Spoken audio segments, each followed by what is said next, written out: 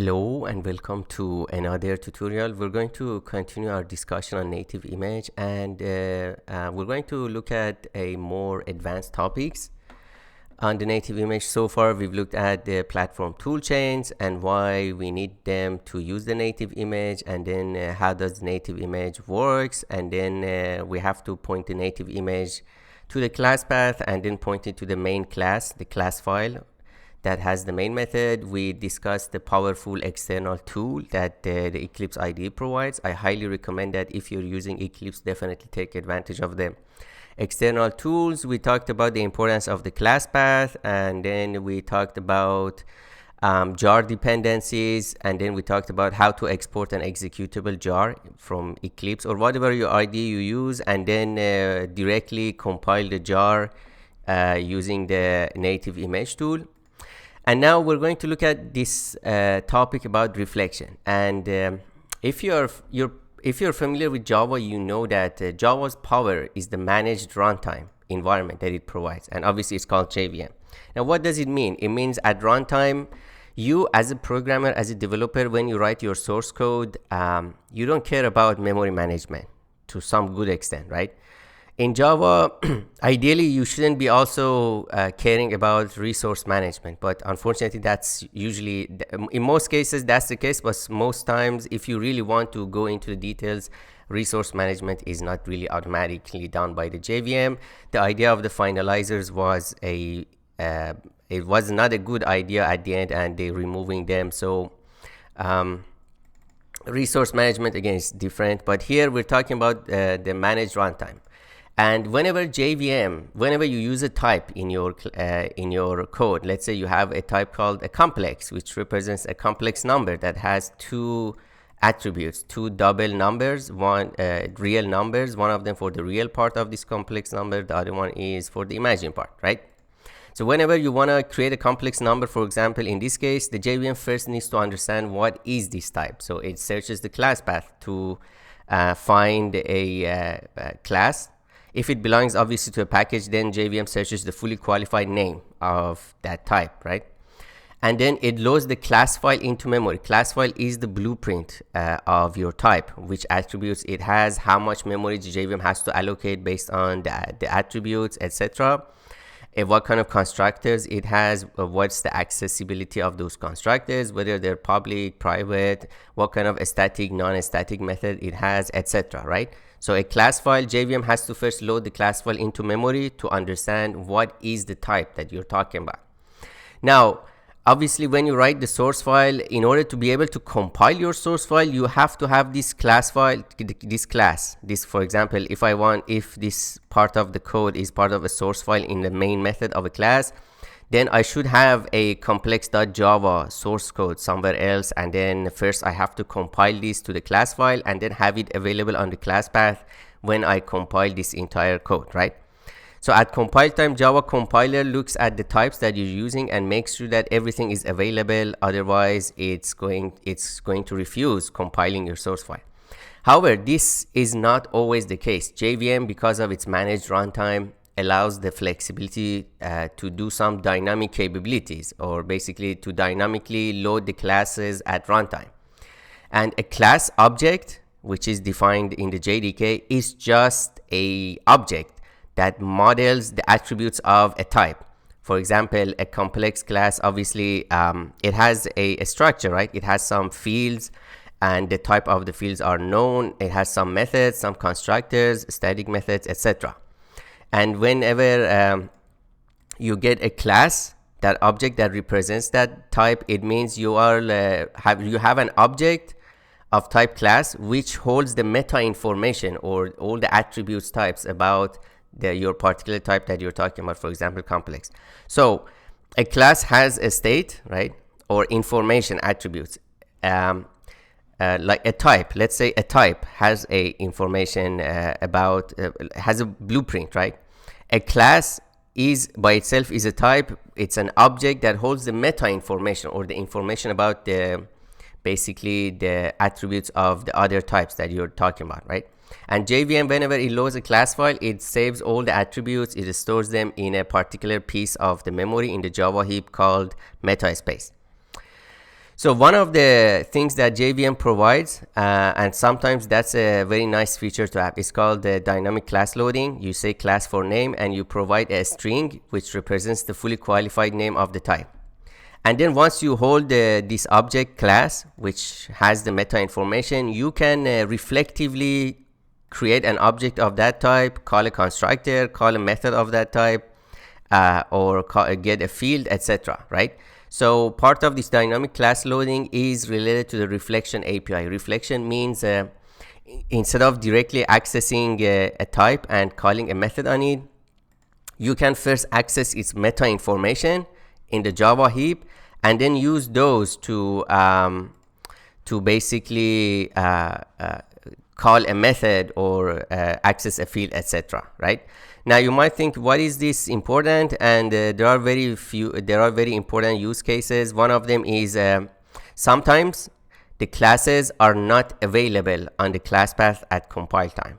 Sometimes, for example, you compile your application on your computer, but then you deploy it on a server. So on the server, there are some extra libraries that are available, which are not available on your local machine when you're compiling Java application. And the most famous example is the JDB, Java Database Connector, JDBC.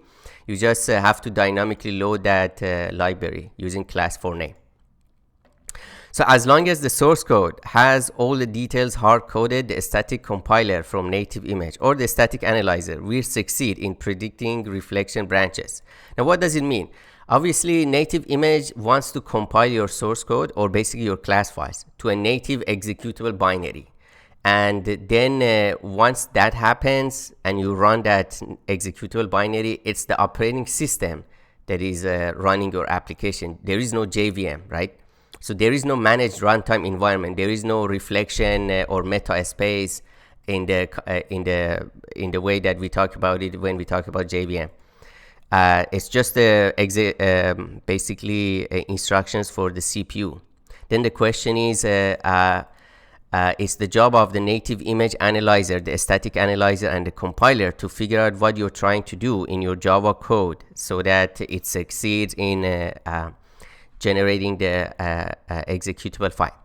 Now, if you directly access your type, again, this complex number class is my example here. Let's say I have a static factory method of rect. I give it 2 double numbers and it returns an object of type complex. I can print it. I can look at the class. Get class is just returns a class object, again, that holds the meta information of this type, of this complex type. Right? This always succeeds. Native image, static analyzer, compiler, it doesn't have any problem because there is nothing unknown in these 3 lines of code. Everything is known. When you run the native image, obviously you have to give it the class path. This complex number has to be on the class path so that the native image can also compile the class file that is associated with this complex number. So this always succeeds, the direct creation of the types, directly accessing them. But now we want to do reflective access. For example, I want to reflectively create a complex number and call the toString method in it. So reflection version 1 is the static loading, and this always succeeds with the native image. What do we mean? I want to call this a static factory method in the complex class. So I hold, first of all, static attributes are not associated with the state of a particular object of that type. Therefore, you don't need to create an object first and then access that method, right? Static methods are associated with the state of the class itself. That's why I request this built-in feature that the Java has called .class on any type. This returns a class file, the class object, but it only holds the attributes of the class itself, right? Because we haven't created any instance. And because I want to access a static method, I just call the complex.class. And then you say get declared method. So this is where the reflection happens because we are first accessing the meta information of this type complex.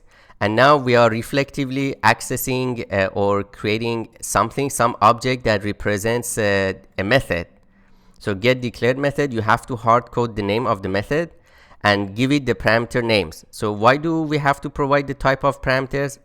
So the type of parameters is important because just the name of a method itself is not enough to uniquely determine which method, because Java allows method overloading, which means in the same class you might have multiple methods with the same name, but they have different parameter types. So the order of parameters here matters, the type of parameters matters. And again, whenever we talk about meta informations, whenever you talk about reflection, you don't say, for example, double. You have to say double.class, which means you're accessing the meta information of the type of these parameters. So the type of parameters are double, but we're saying double.class. And again, yes, even the primitive types, these are keywords, but again, the .class file still works on these even primitive types. And then I want to invoke this static method. Note that we never mentioned that this is a static method, but it's implied because I'm using the class object that is associated with the type, not any particular instance of that type.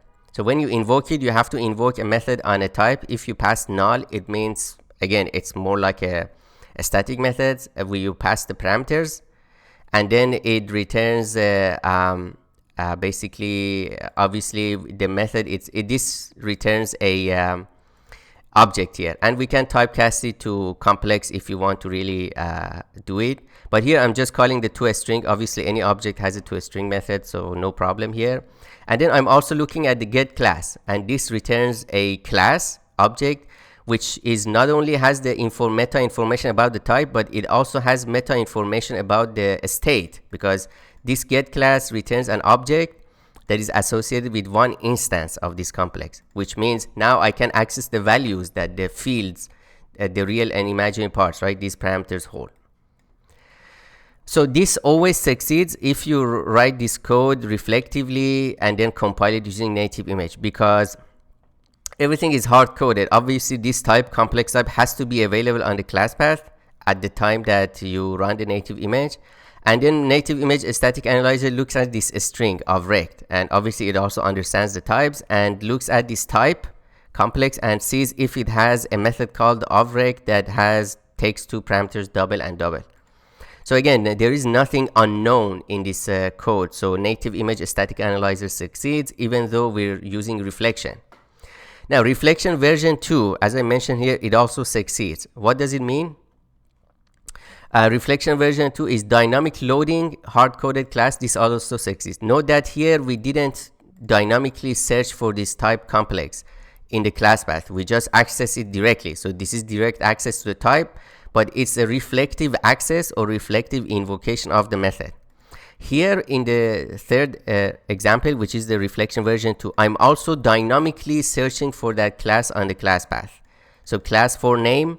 So the only difference between version 2 and version 1 is the first line, which how we get a class object which has the meta information about this complex type. Here direct access, here we are dynamically searching for that complex class at the class at runtime.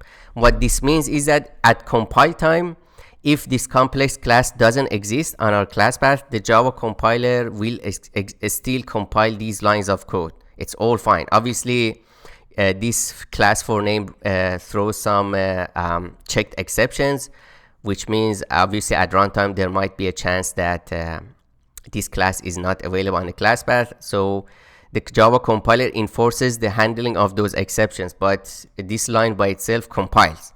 Whereas if at compile time this complex class is not available on the class path, Java compiler will refuse to compile your source file. This line will not compile, because when you are directly accessing a type, that has to be available on the class path. Whereas when you are dynamically accessing a type, and the only way to dynamically access a type is or the mechanism that the JDK or JVM provides is via the meta objects or the meta classes, this class object. So it's only reflection that you can dynamically search for a class on the class path at runtime.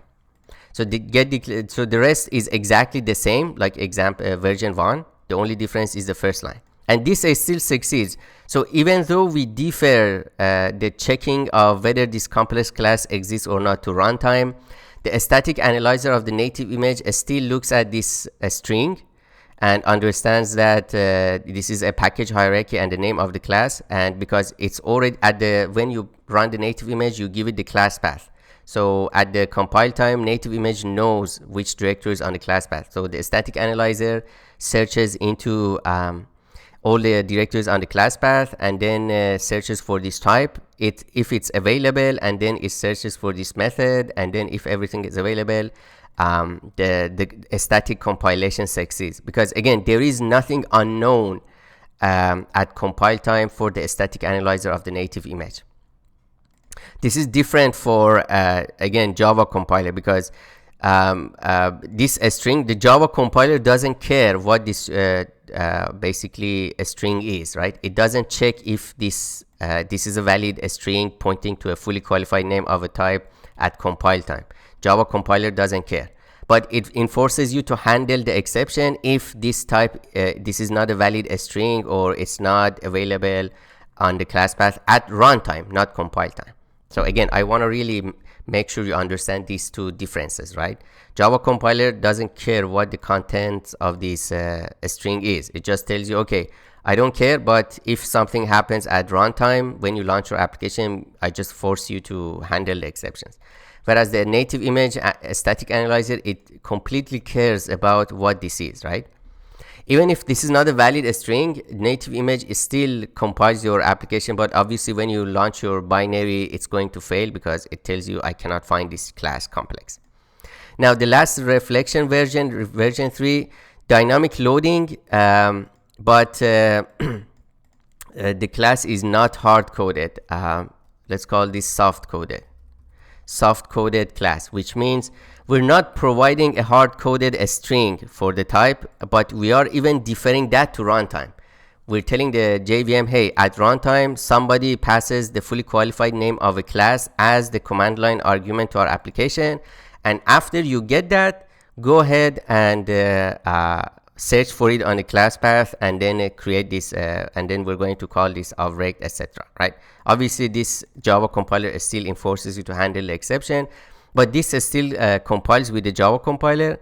But as you can probably guess, there is no way for the static analyzer of the native image to understand what this arg0, right? This is the first command line argument to your Java application is going to be. There is no way for a static analyzer to understand what's going on, because the string is not hard coded. We're saying that it's even this string is provided at runtime. Not only we're telling the JVM or the native image compiler that this class, this type, is available, just look for it at runtime. We're also saying that which class it is. Even that question is deferred to runtime.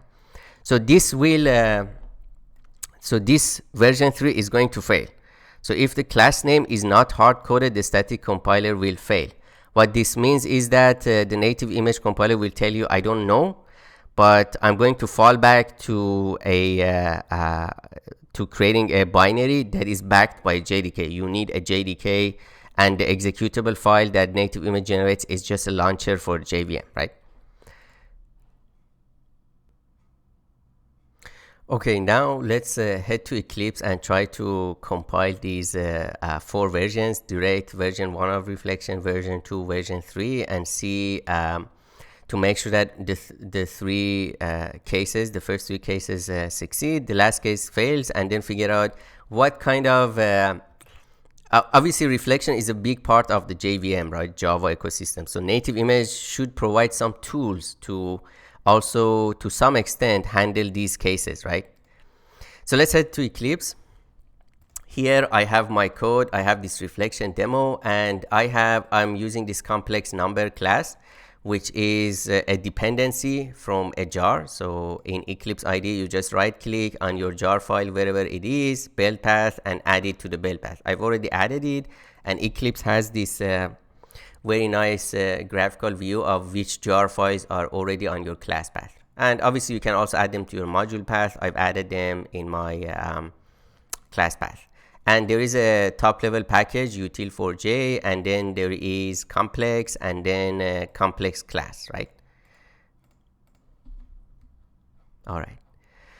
So direct access, I'm directly calling this static factory method, and then creating a complex type and calling the toString, and also looking at the class object. And then reflection version 1 is a static loading, which means I call the meta information of the type by directly accessing the type, get a method handler. We call this, so this returns a method object, which I like to call it a method handler. A method handler is a object that handles invocation of that method, right? That's how the reflection model works, or the way the JDK provides reflective access. And then with the method handler, you call invoke. Obviously, this is a static method, so no reference object, right? So you just pass it the parameters, and then it returns an object. So you cast it to a complex if you want to be more precise, and then you call the toString on it. So if I run this, this is going to succeed. Yeah. And everything works fine, and we can also make sure that if we compile this, it's going to work fine. So I'm going to select my reflection demo, and we've already set up our native image compiler external tool. To refresh your memory working directory, we set it to project location -class path. We definitely use the internal environment variable of the Eclipse, which is project class path. Eclipse is already available of all the jar files, everything that is on the class path. And then Java type name, this is the fully qualified name of the class file, which is associated with the Java file that we select in this GUI, in this tree view. And then I'm telling it from the working directory, go inside the native image folder, which is in the project location, and then create a binary executable file, which has the name in it, which has the same name as the fully qualified name of my class, right? So that's how we said we should set it up, and then we just run it.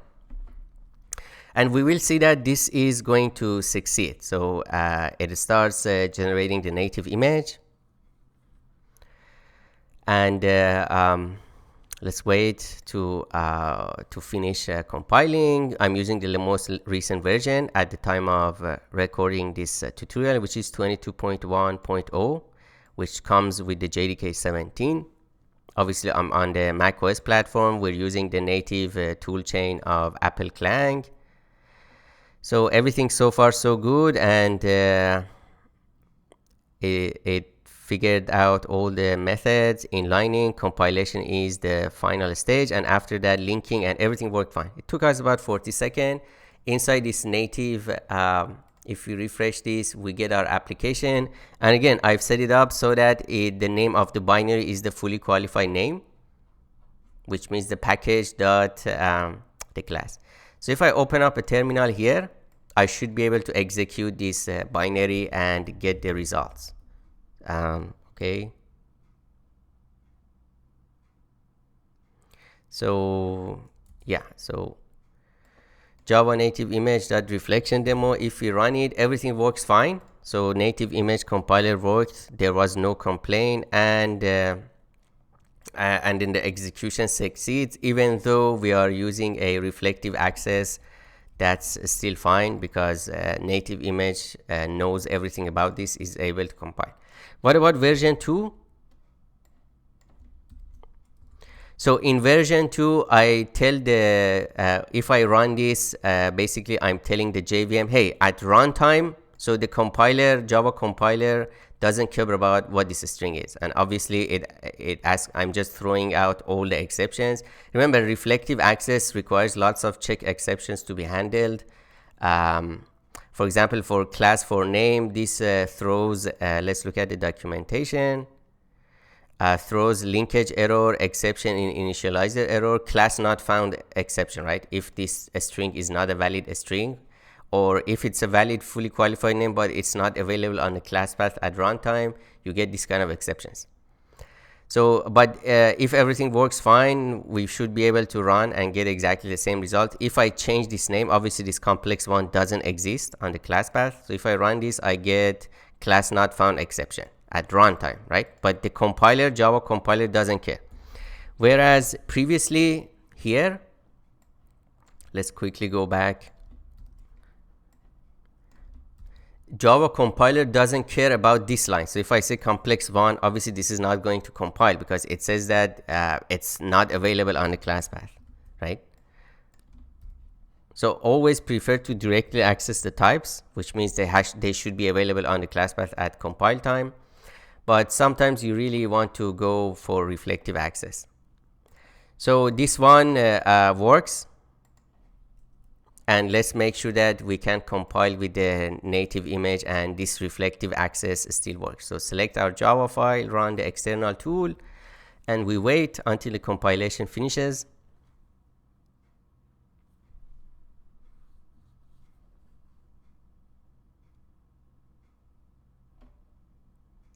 And after this, we will run the third version, and you will see that this is going to fail. Native image will give us a message that, hey, I wasn't able to figure out what's going on here on this line, class for name arg0. Because when you say arg0, you don't hardcode this string. Again, it means somebody is going to provide the name of this type to be searched by the runtime at the runtime itself. And this is impossible for a static analyzer to figure out what it's going to be, right? So if we go back to our terminal and launch this again, this still works fine, right? No complaints, no errors, nothing. This reflective access, the native image was able to do this perfectly. Now, finally, the third example is this one.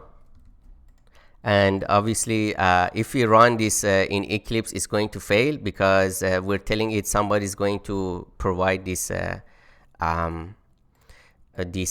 argument. So Eclipse creates a launch configuration. So we can go and then in the arguments provide the program arguments util4j.complex.complex. In Eclipse, I did program arguments is that a string array that is going to be passed to the main method. So apply, close, and run this again. And now this succeeds, right? So everything works fine because we are providing this argument, which is essentially the same as string here. Now let's see what happens when we try to compile this version using the native image. So select our Java, run native image. Now this time you will see that the native image warns us about the fact that it couldn't figure out that reflection part of the code, and it's going to tell us I'm actually failing the compilation, but I'm going to do a fallback on the and then create a fallback version, which means it requires a JVM or JDK to be launched. So warning, reflection method Java lang class get declared method invoked at Java native image main method, line 34, aborting a standalone image build due to reflection use without configuration. Now in the next lecture I will discuss what this configuration is, because you have to now give the native image compiler more information about what's going on. And you will see that native image actually provides a tool to automatically generate this kind of configuration files.